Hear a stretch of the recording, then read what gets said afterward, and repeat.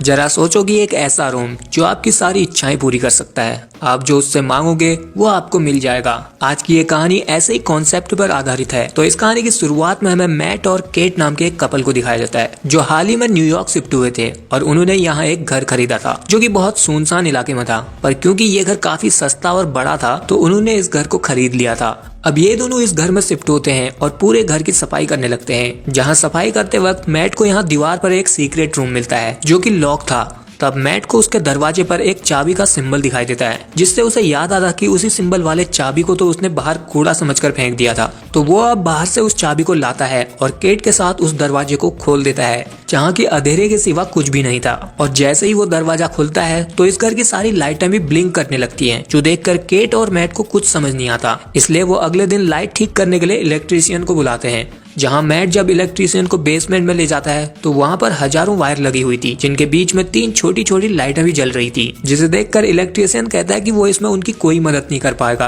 क्योंकि ये वायर और यहाँ का लाइट कनेक्शन बहुत पुराना है। जिसके बाद वो यहाँ से जाने लगता है। पर जाने से पहले वो मैट से कहता है कि मैं हैरान हूँ कि तुमने इस घर को खरीद लिया क्योंकि इस घर के पुराने मालिक की मौत इसी घर में हुई थी। जो जानकर मैट हैरान हो जाता है और वो इस बारे में जानने के लिए रात में इंटरनेट पर रिसर्च करता है जिससे उसे पता चलता है कि इस घर के पुराने ओनर और उनकी वाइफ को किसी अनजान लड़के ने मार दिया था। तो उस लड़के ने उन्हें क्यों मारा इसका किसी को पता नहीं चला। इस बारे में जब उस लड़के से पूछा गया कि उसने उन दोनों को क्यों मारा तो उसने बताया कि उस रूम ने उसे ऐसा करने के लिए कहा था। जिसके बाद उस लड़के को मेंटल असाइलम में भेज दिया गया। जो सारी बातें जानकर अब मैट बहुत परेशान हो जाता है और वो शराब पीते पीते उसी रूम में पहुंच जाता है जहां वो विश करता है कि काश उसके पास एक और बोतल शराब की होती। तो तब उस कमरे की लाइट फिर से ब्लिंक करने लगती है और चली जाती है। जिसके बाद जब लाइट आती है तो वहां पर एक और बोतल शराब की आ चुकी थी जो देखकर मैट पूरी तरह से हैरान हो जाता है। जिसके बाद अगले दिन जब केट की आंख खुलती है तो वो लाइट को ब्लिंक होता हुआ देखकर उस कमरे में पहुंचती है जहाँ पर अब मैट ने उस कमरे से बहुत सारी महंगी चीजें मांगी हुई थी। वो समझ चुका था कि ये कोई आम रूम नहीं है,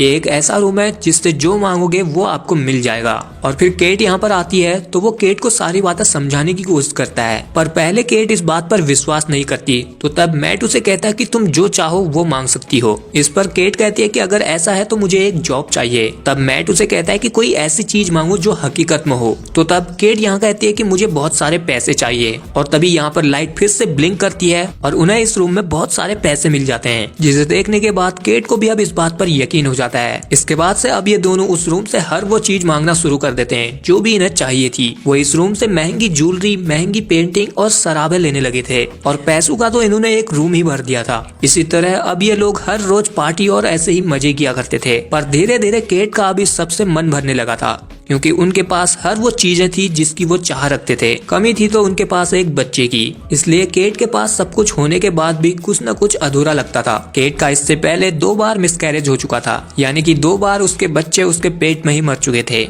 मैट केट को इस तरह उदास देखकर उसे कहता है कि उन्हें एक बार और बच्चे के लिए कोशिश करनी चाहिए। लेकिन केट ऐसा नहीं चाहती थी क्योंकि वो फिर से वही दर्द नहीं सहना चाहती जो पिछले 2 बार उसके साथ हो चुका था। लेकिन फिर भी उसे बच्चे की चाह थी। और फिर एक दिन जब मैट घर पर नहीं होता तो केट उस रूम से एक बच्चे को मांग लेती है। फिर जब मैट घर पर आता है तो वो केट को उस बच्चे के साथ खेलता हुआ देखता है जिससे वो समझ जाता है कि केट ने उस रूम से एक जीता जागता बच्चा मांग लिया है। इसलिए वो केट को इसके लिए बहुत डांटता है और उसे समझाता है कि वो लोग इस बच्चे को अपने साथ नहीं रख सकते क्योंकि वो नहीं जानते कि इसका अंजाम आगे क्या हो सकता है। इसलिए वो उसे इस बच्चे को उस रूम में वापस करने को कहता है। जिसके बाद ये दोनों उस बच्चे को लेकर उस रूम में आ जाते हैं जहां मैट केट को उस बच्चे को गायब करने को कहने को कहता है। पर केट ऐसा नहीं कह पाती क्योंकि केट को हमेशा से एक बच्चे की चाह थी। तो अब मैट उस बच्चे को पकड़कर खुद कहने की कोशिश करता है लेकिन फिर वो भी ऐसा नहीं कर पाता। जिसके बाद से अब केट इस बच्चे को पालने लगती है। लेकिन मैट इस सब से बहुत परेशान हो चुका था। इसलिए वो कुछ पैसे लेकर इस बारे में जानने के लिए उस मेंटल असाइलम में जाता है जहाँ पर कि वो कातिल था जिसने इस घर के पुराने ओनर्स को मारा था। जिससे जब मैट मिलता है तो वो आदमी पहले से ही समझ चुका था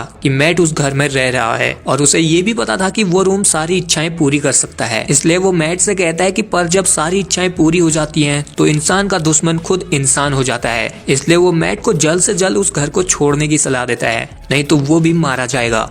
जिसके बाद जब मैट यहाँ से जा रहा होता है तो वो रास्ते में अपनी गाड़ी में पेट्रोल भरवाता है, पर जब वो अपने पैसे निकालने के लिए जेब पर हाथ डालता है तो उसके सारे पैसे धूल बन चुके थे, जो देखकर अब मैट जल्दी से घर आता है और उन पैसों को बाहर फेंक कर देखता है, जहाँ बाहर फेंकते ही वो सारे पैसे धूल बनकर उड़ जाते हैं। तब मैट दोबारा से ये कंफर्म करने के लिए एक पेंटिंग को अपने घर की दहलीज पर रखता है, जो कि आधी धूल बन जाती है, जिससे उसे समझ आता है कि वो इस रूम से कोई भी मांगी हुई चीज को इस घर से बाहर नहीं ले जा सकते। अगर बाहर ले गए तो उनका अस्तित्व मिट जाएगा, जिस बात से मैट बहुत परेशान हो जाता है। इसलिए वो अब ये जानने के लिए कि ये रूम सारी इच्छाएं पूरी कैसे करता है, इस रूम की दीवारों को तोड़कर देखने की कोशिश करता है, जहाँ दीवार तोड़कर उसे पता चलता है कि यहाँ पर तो वायर ही वायर हैं, और ये वायर वैसी ही थी जैसे उसके बेसमेंट पर थी, और ये वायर यहीं पर नहीं बल्कि इस घर के सभी दीवारों के पीछे लगी हुई थी, जो जानकर मैट बहुत परेशान और हैरान हो जाता है। उसे कुछ समझ नहीं आ रहा था कि ये सब क्या है, और वहाँ उसकी वाइफ केट उस बच्चे के साथ खेल रही होती है और फिर वो उसे घर से बाहर ले जाने लगती है। तो तब मैट उसे बाहर जाने से रोकता है, क्योंकि वो बच्चा घर से बाहर जाएगा तो मारा जाएगा। पर ये बात वो केट को नहीं बताता और केट उसकी बात को इग्नोर करके उस बच्चे को लेकर घर से बाहर चली जाती है, जहाँ घर से बाहर आते ही वो बच्चा जोर जोर से रोने लगता है और उसकी स्किन जलने लगती है, जो देखकर अब केट घबरा जाती है और वो चिल्लाने लगती है। तो तब मैट उसकी आवाज सुनता है और उससे रहा नहीं जाता, जिसके बाद वो केट के पास आता है और उस बच्चे को पकड़कर जल्दी से घर के अंदर ले आता है। लेकिन यहाँ अब वो बच्चा एक 8 साल के बच्चे में बदल चुका था, जिसका मतलब था कि अगर इस रूम से मांगी गई कोई चीज घर से बाहर गई तो वो पल भर में ही धूल बन जाएगी, और अगर रूम से मांगी गई कोई जिंदा चीज घर से बाहर गई तो पल पल में ही उसकी उम्र बढ़ने लगेगी और पल पल में ही वो बूढ़ा होकर राख बन जाएगा। लेकिन इस सब के बाद भी केट उस बच्चे को अपने असली बच्चे की तरह प्यार करने लग जाती है। वो उस बच्चे का सेन नाम रखती है और उसे घर में ही सारी चीजें सिखाने की कोशिश करती है। सेन, जो कि एक नॉर्मल बच्चे की तरह था, वो अक्सर बाहर की तरफ देखता और सोचता कि बाहर की दुनिया कैसी होगी, क्योंकि केट कभी भी उसे घर से बाहर जाने नहीं देती थी। वो हमेशा उसे ये कहकर रखती थी कि बाहर जर्म्स हैं, अगर वो बाहर गया तो वो बीमार हो जाएगा, और वो हमेशा ही सेन के साथ होती है क्योंकि उसे डर होता है कि कहीं सेन घर से बाहर न चला जाए। लेकिन इस वजह से अब मैट और केट के बीच भी दूरियां बढ़ने लगी थी। मैट अभी भी उस बच्चे को एक्सेप्ट नहीं कर रहा था, इसलिए वो केट से अलग दूसरे रूम में रहने लगा था, और उधर केट और सेन एक अलग रूम में रहते थे। अब एक रात सेन को नींद नहीं आ रही होती है, तो वो अपने घर के बेसमेंट में चला जाता है, जहां उसे वो सारी वायर और उनके बीच जलती हुई 3 लाइटें दिखती हैं, जो कि उस विशिंग रूम से कनेक्ट थी, जिसे देखकर वो अब सब कुछ समझ चुका था। और फिर वो उस विशिंग रूम में चला जाता है, जिसके बाद अगले दिन जब केट और मैट की आंख खुलती है तो उन्हें वहाँ सेन नहीं दिखाई देता। तो तब वो दोनों उस विशिंग रूम की तरफ जाते हैं, जहां अब उस रूम के बाहर एक दूसरी दुनिया बन चुकी थी और वहां सेन स्नो में खेल रहा होता है। दरअसल सेन ने उस रूम से ये विश मांगी थी, इसलिए ये सब हुआ था। केट जब यहाँ सेन को खेलते हुए देखती है तो वो भी उसके साथ खेलने लगती है, लेकिन मैट को ये सब अच्छा नहीं लगता। वो सेन को खींचकर दोबारा से घर में लाता है और उसे बहुत डांटता है, जो बात केट को अच्छी नहीं लगती। तो तब इन दोनों के बीच बहस होनी शुरू हो जाती है, और तभी इधर उस मेंटल असाइलम से जॉन डो का कॉल आता है, जिसने कि इस घर में रहने वाले लोगों को मारा था, जो अब मैट को बताता है कि दरअसल जो इस घर में पहले रहते थे उन्होंने भी इस रूम से एक बच्चे की विश मांगी थी, जो कि वो खुद है, जिस वजह से वो कभी भी उस घर से बाहर नहीं जा सकता था।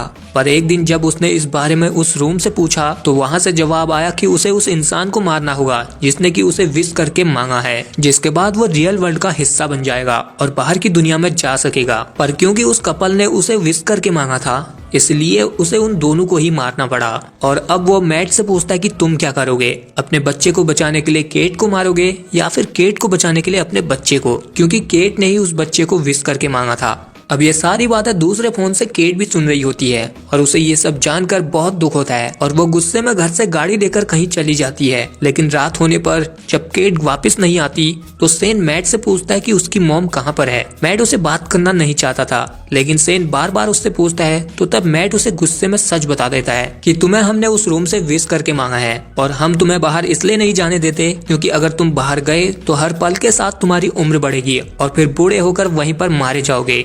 लेकिन सेन को इस बात पर यकीन नहीं होता, तो तब मैट उसे गुस्से में घर से बाहर ले जाने लगता है, पर फिर वो अपने आप को कंट्रोल कर लेता है, जिसके बाद सेन अपने रूम में चला जाता है, जहां अब उसके पास मैट आता है और उससे अपनी गलती के लिए माफी मांगता है, जो भी उसने गुस्से में उसे कहा था। इसके बाद मैट उसे एक कहानी सुनाता है और अपने साथ सुला देता है। फिर आधी रात में जब केट घर पर आती है तो वो मैट और सेन को साथ में सोता हुआ देखकर बहुत खुश होती है। वो सोचती है कि फाइनली मैट ने अब सेन को एक्सेप्ट कर लिया है। जिसके बाद यहाँ उसके पास मैट भी आ जाता है और यहाँ ये दोनों एक दूसरे के बहुत क्लोज आ जाते हैं। पर इन दोनों को इंटीमेट होता हुआ देख सेन दरवाजे के पीछे से देख लेता है। उसके अंदर भी अपनी मॉम के लिए ऐसी ही फीलिंग थी, इसलिए वो अगले दिन उन दोनों के उठने से पहले कुछ देर के लिए घर से बाहर जाता है और फिर अंदर आ जाता है, जहाँ वो अब एक 17 साल का टीनेज लड़का बन चुका था। और वो अब यहाँ मैट को मारने के लिए उस पर गन पॉइंट कर देता है, जिससे अब यहाँ मैट और उसके बीच हाथापाई शुरू हो जाती है। लेकिन इस लड़ाई में केट को चोट लग जाती है, जिससे वो बेहोश हो जाती है। और फिर कुछ देर बाद जब उसकी आंख खुलती है तो उसके सामने मैट होता है, जिससे जब वो सेन के बारे में पूछती है तो मैट उसे बताता है कि उन दोनों की लड़ाई में सेन को गोली लग गई, जिसके बाद वो सेन को घर से बाहर ले गया और वो धूल बनकर गायब हो गया। अब इस इंसिडेंट के बाद केट मेंटली बहुत डिस्टर्ब हो चुकी थी, इसलिए वो अब इस घर को जल्द से जल्द छोड़ना चाहती थी। लेकिन मैट अब इसी घर में रहना चाहता था। वो कहता है कि उनके पास कोई जॉब नहीं है और ये घर उन्हें सब कुछ दे रहा है जिसकी वो चाह रखते हैं, इसलिए उन्हें यहीं रुकना चाहिए। जिस बात से केट को उस पर थोड़ा शक होने लगता है, क्योंकि मैट का बिहेवियर भी बहुत बदल चुका था और वो अब यहाँ केट के साथ जबरदस्ती करने की कोशिश करता है। और फिर केट जब उसे धक्का देती है तो वो उसे मॉम कहकर बुलाता है, जिससे अब केट समझ जाती है कि ये मैट नहीं बल्कि सेन है, जिसने कि उस रूम से विश मांगकर अपनी शकल मैट जैसी बना ली है। जो जानकर वो अब यहाँ से भागने की कोशिश करती है। वहीं दूसरी तरफ हम असली मैट को देखते हैं, जिसकी जब आंख खुलती है तो उसे इस घर में कोई भी नहीं मिलता और वो विशिंग रूम भी अंदर से लॉक था, जो देखकर अब मैट उस विशिंग रूम के दीवार को तोड़ने लगता है, जिसके अंदर वायर ही वायर थी, जिन्हें काटते हुए वो दीवार के दूसरी तरफ आ जाता है, जहां वो देखता है कि सेन ने विशिंग रूम की मदद से उनके घर के ही जैसा यहाँ पर भी एक और घर बना रखा है, जो कि उनके ही घर की कॉपी थी।